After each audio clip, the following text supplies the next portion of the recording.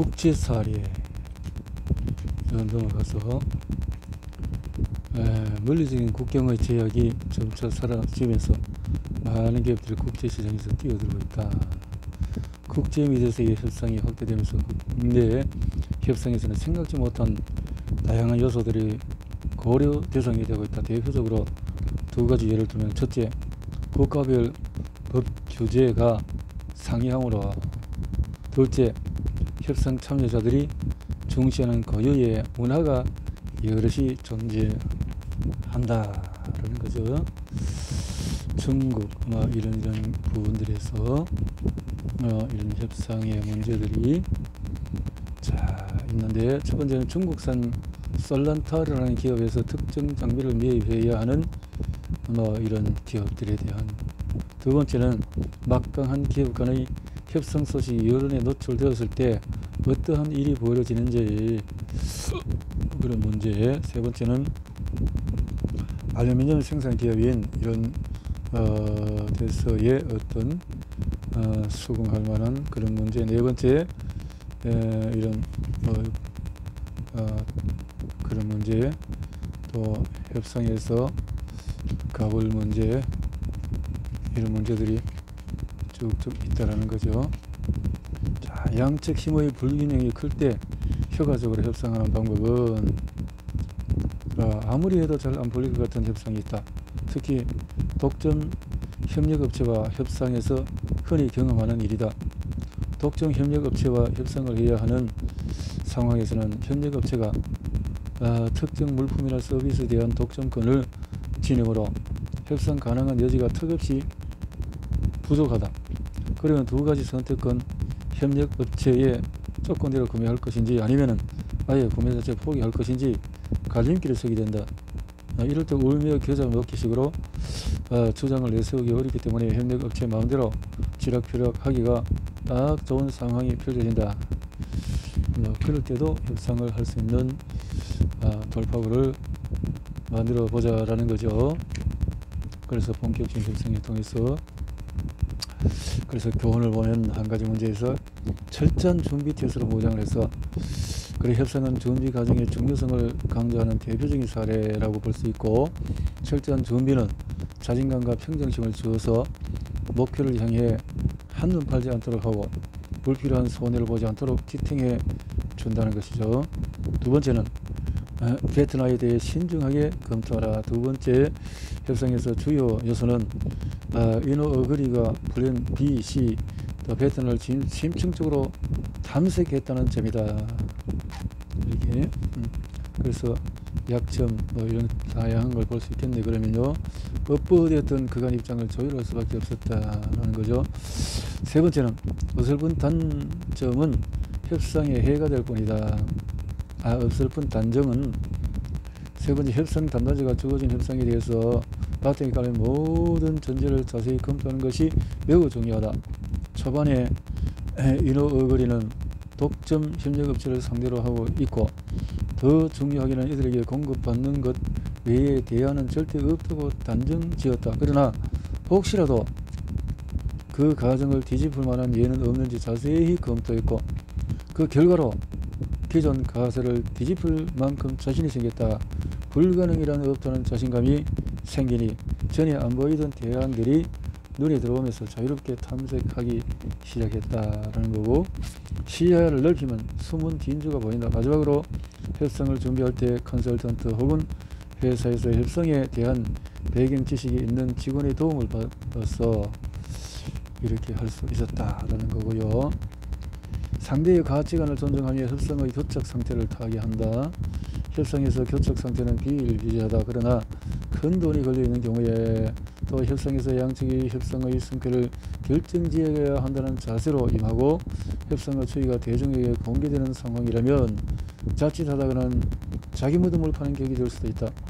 이처럼 난해한 변수 여러 개가 동시에 닥치면은 원래 세운 목표와 점점 멀어지게 된다. 그렇죠. 잘못하면 자살골이 될 수가 있는 소지가 있다라는 건데요. 배경 설명과 협상에서의 도전 과제는 또 봅시다.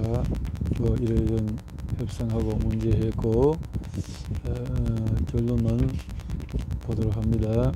자, 이런 앞에서의 이런 사례가 있는데 큰 돈이 걸리고 처음부터 끝까지 여론에 공개된 협상은 순식간에 또 악화되고 당사자들은 어떻게든 대중 앞에서 이미지를 회복 또 체면을 세워야 하는 상황이 생기니까 아주 이런 속에서 협상을 해야 되는 것이 잘못하면은 불행한 결과로 이어질 수가 있는데, 첫 번째, 협상 당사자들이 심적으로 중시하는 가치관에 개입이 다가가고, 첫째, 이처럼 단회한 협상을 해결하는 열쇠는 문제의 근원으로 파고드는 것이다.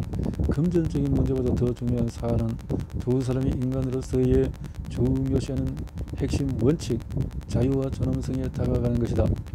협상 과정에서 온갖 부정적인 정서는 자유와 존엄성에 대한 니즈가 충족되지 않아서 터져나온 것이다. 설상가상으로 두 사람은 서로의 자유와 존엄성을 마구 짓밟고 있었다. 의도적인 행동의 결과인지 악의는 없었지만 결과적으로 상처를 주는 것인지 중요치가 않다. 그 여파는 똑같기 때문이다. 중요한 심리적인 요소 외에도 대화를 파국으로 몰고 간 원인은 두 사람이 섣부른 추측과 가정을 이어갔다는 점이다. 디즈니는 협상 초반에 유리하게 내가 죽는 날까지 그 싸움을 포기하지 않겠다는 각오를 다져야 할 것 같더라고 말했다. 두 번째는 주요 원칙과 객관적인 기준을 적용하라. 유리와 렉스는 해결 방향을 금전적인 문제에서 찾는 함정을 최대한 피해갔다. 그전까지 협상에 투입해 전문가들과 전적으로 반대되는 접근 방식이었다. 유리와 렉스는 어떻게 피해가면서 문제를 해결할 수 있었을까? 바로 주의 원칙과 객관적인 기준을 중심에 두고 사태를 분석했기 때문이다. 세 번째는 협상의 틀과 축을 바꾸는 리프레이밍과 피보팅. 마지막으로 이 사건에서 유리는 협상 당사자들에게 거울을 내밀어 자신을 보게 하고 협상의 틀과 축을 바꿔서 다른 방향으로 나아가도록 해야 했다. 유리는 사람들이 문제를 바라보는 관점을 변화하도록 한다면 협상에 관한 대화의 방향도 바꿀 수가 있다고 말했다.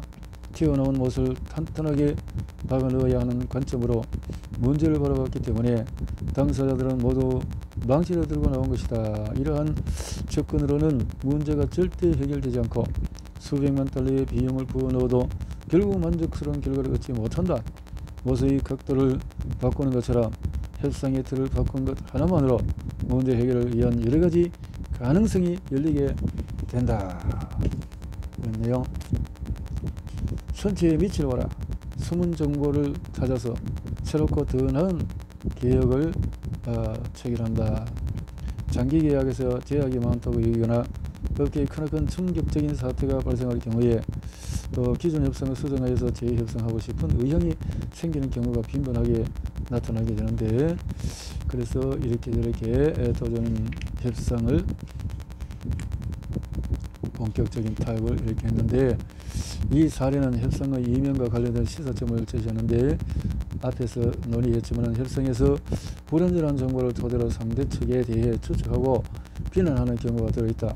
사실관계가 명확하지 않은 정보가 서서히 공개되었을 때 어떤 파국으로 치닫게 되는지를 보여주는 사례인데, 첫 번째, 새로운 정보를 물색하고 쉴 새 없이 협상 대상자들의 관계가 어떠한지 평가하라. 본 협상의 첫 번째 교훈은 협상이 전개되어 이행 단계에 이르렀을 때 상대층이 처한 상황이 어떻게 전개되는지에 대해서 최대한 촉각을 곤두세워야 한다. 이번 사례에서 거래에 대한 협상했지만은 결국 현재의 계약을 통해서 또 고수익의 백홀 영업으로 거머쥐는 이익이 막대하다는 사실을 알게 되었다. 이 사실을 알지 못했더라면 또 LW 측은 상대 측의 불균형적인 관계를 그러려니하고 받아들이며 개선할 생각조차 안 했을 것이다. 그러나 백홀을 통해서 고수익을 올리고 있다는 사실을 알고 나서 IW는 자사가 ST와 맺은 계약 조건이 ST에 얼마나 중요한지를 파악하게 되었고, 전에 생각했던 것보다 더 많은 주도권을 쥐고 있다는 사실도 알게 됐다. 이렇게 해서 우위를 갖고 또 설명하고 대화를 할 수 있겠네요. 문화적인 기준을 지렛대로 활용한다. 문화적인 관점에서 이번 협상에서 부패 혐의를 받은 ST의 기업 이미지에 막대한 타격을 주었다. 사회의 분위기가 부패를 용납하지 않는 터라 문제의 심각성은 가중되었고 결국 양측은 협상하지 않을 수가 없었다. 가끔 문화적인 요소가 협상 과정에 어떠한 도움이 될지를 파악하는 것만으로도 그 필중을 모르는 상대를 모르고 달래 설득하는 좋은 미끼가 된다. 교훈 세 번째, 여러 문제가 있을 때 문제에 대한 해결 수원이가 중요하다. 세 번째 문제는 문제 해결의 순서에 관한 것이다. 협상의 특징에 따라서 선초적인 접근을 취해야 하는 경우가 있다. 첫 번째, 협상 내에서 어떤 사안을 먼저 해결할지를 고민해야 하는 경우다. 두 번째 종류는 이 장에서 소개하는 사례도 해당하는데 동시에 처리해야 하는 협상 과정에서 순서를 정해야 하는 경우다. 네 번째는 회사 안팎의 협상에는 굴곡이 있다. 예, 굴곡이 있다. 마지막 교훈은 이번에서 여러 요소가 동시에 작용했지만 각 회사가 회사 내부의 협상을 관리해야 하는 중요한 변수가 공통으로 나타났다 라는 거죠. 이렇게 해서 부정적인 이미지로 금이 가서 이 사회가 고개를 들지 못할 정도로 추락한 기업 명성을 복권하려고 애를 먹었다. SN 위기를 만났고 이 사회는 LA 대표와 물건 회의를 열면서 사업을 마이크로 매니징하기 시작했다. 상황을 빠르게 수습하고자 하는 이 사회의 바람이 맥킨 대표와 협상하도록 골머리를 앓고 있는 LA 대표에게 더 큰 부담을 주었다.